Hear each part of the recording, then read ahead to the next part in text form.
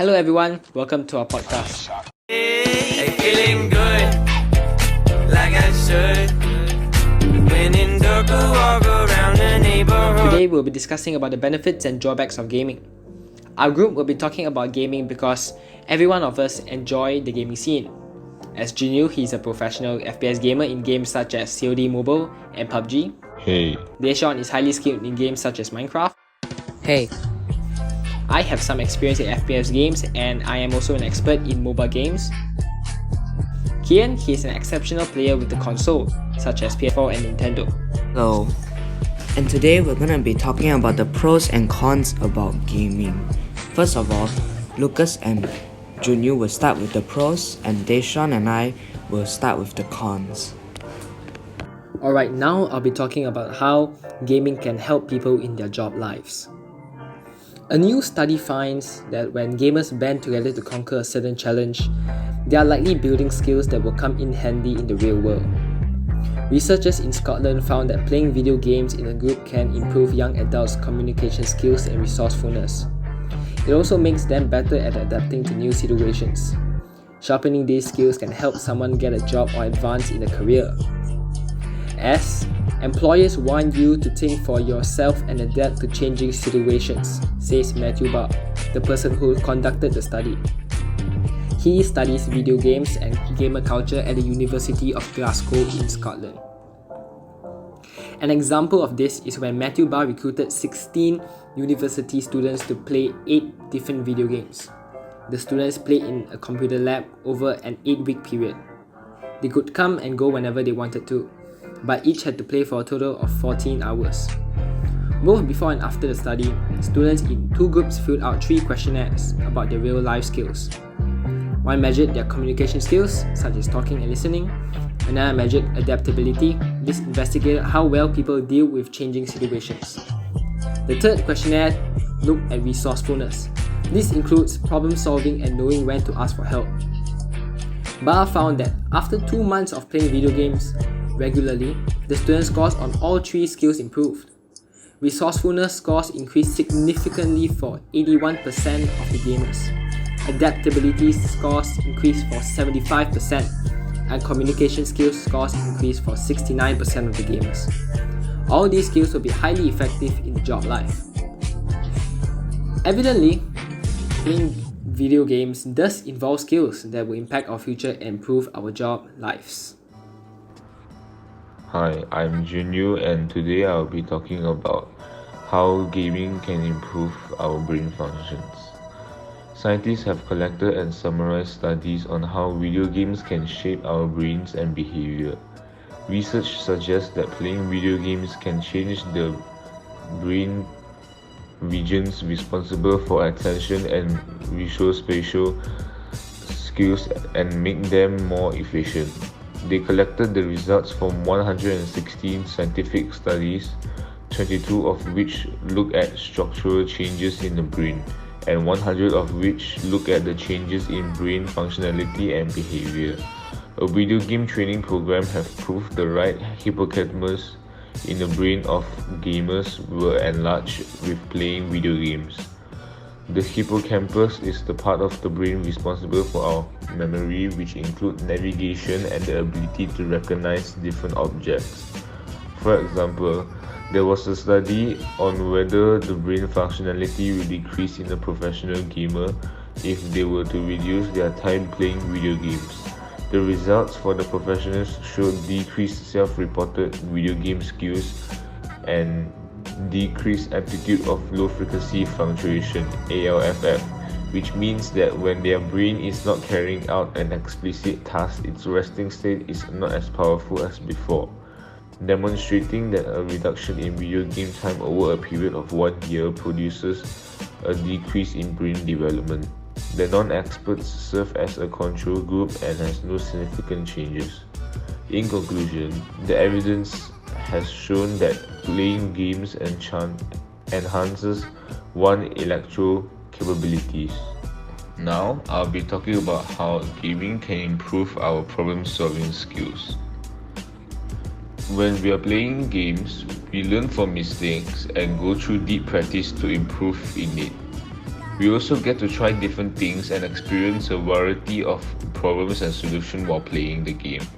We also can improve our creativity while playing the game too. For example, by playing games, we will always have to overcome challenges by learning from our mistakes.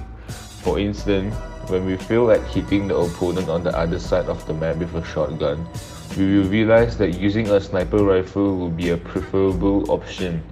When we realize our mistake in a game, we will strive to perfect our art at playing the game.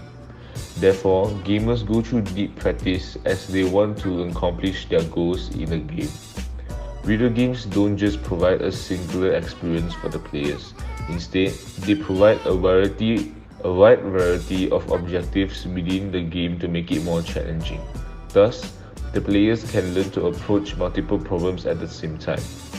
This will become extremely useful in real-life situations as people would most likely be required to toggle multiple problems when unexpected mishaps occur. Most games, especially competitive ones, improve one's creativity by pushing the player through multiple challenges that can't just be accomplished with a simple mind. For example, in Minecraft, the player has to learn multiple formulas and living requirements in order to survive. Playing video games do not just perform for one's entertainment. Instead, it does help in developing new ways to survive in our society. Alright, and as for our last pro, we shall be discussing about how gaming is able to slow down aging. Alright, so as for those between the ages 55 and 75 years old, 3D platform games such as Super Mario may help prevent mild cognitive impairment and even Alzheimer's disease, which is really common among elderly folks. The findings were made in Canadian study by psychology professors Gregory West, Sylvie Belleville, and Isabella Peretz of Montreal University. An example of this is when a research team recruited 33 people ages 55 to 75, who were randomly assigned to 3 separate groups. The participants were instructed to play Super Mario 64 for 30 minutes a day, 5 days a week. Take piano lessons, which were for the first time in their life, with the same frequency and in the same sequence, or not perform any particular task. The experiment lasted 6 months and was conducted in the participants' homes, where the consoles and pianos provided by the West teams were installed. The researchers evaluated the effects of the experiment at the beginning and at the end of the exercise, 6 months later, using 2 different measurements: cognitive performance tests and magnetic resonance imaging, also known as MRI, to measure variations in the volume of grey matter. According to the MRI test results, only the participants in the video game cohort saw increases in grey matter volume in the hippocampus and cerebellum. Not only that, their short-term memory also improved. So, to summarize, playing video games could most definitely be beneficial to one's mental and physical health with the correct management, and could even provide a better opportunity in today's community. Now we are moving on with the cons. The first thing is addiction. Addiction is a serious problem in our society, even though the percentage for those that have this problem is very low. In the gaming world, we call it gaming disorder. This leads to a significant impairment in personal, family, social, educational, occupational, and other important areas of functioning. Conclusion: playing games without a limitation and management could lead to addiction, which causes multiple deteriorations in one's life. So playing games for a long period of time may increase the stress level. It will show signs of anger and distress, for example intermittent explosive disorder. There's multiple videos of gamers smashing their devices, losing control of their emotions, and cussing multiple times when they lose in a game. Basically, players who put their all into playing games should keep their behavior in check because it could really impact their mental state. Anyways, a bad temper management will drive people away from you, so everyone should keep an eye out for their character. There are consequences to long periods of gaming, for example muscle and vision weakness. Some people call it PlayStation thumb or Nintendo Nemesis. According to research, boys who spend less than 1.5 hours of television and playing video games were 75.4% less likely to be overweight than those who spend more than 1.5 hours. In conclusion, if you decide to pick up gaming, make sure you have a proper ergonomic measurements taken and have proper time management. Drawback of playing games, I will share about the rise of hackers and cyberbullies. A report showed that 57% of those surveyed said they have been threatened in an online game, and 38% said they have been hacked within a game. 74% said they would like this issue to be taken more seriously, while 29% said that bullying and trolling did not affect their enjoyment of the online games.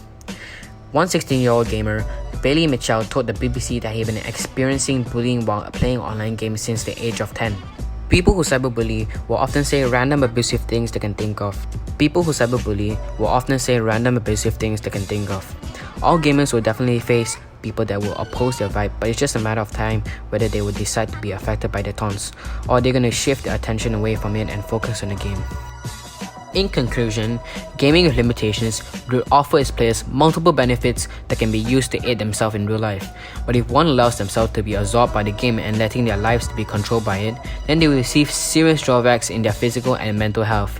Therefore, we encourage people to give gaming a shot, as it's a fun way to unwind and relax. But just make sure that the games that you play do not take dominion over your lives. Right, you finally reached the end of this podcast. Hope you enjoyed and gained more knowledge about gaming. Next week, please come back for more information about pros and cons in our next episode. Hope you enjoyed, and please listen to more of our podcast. Bye bye. Feeling blessed, never stressed. Got that sunshine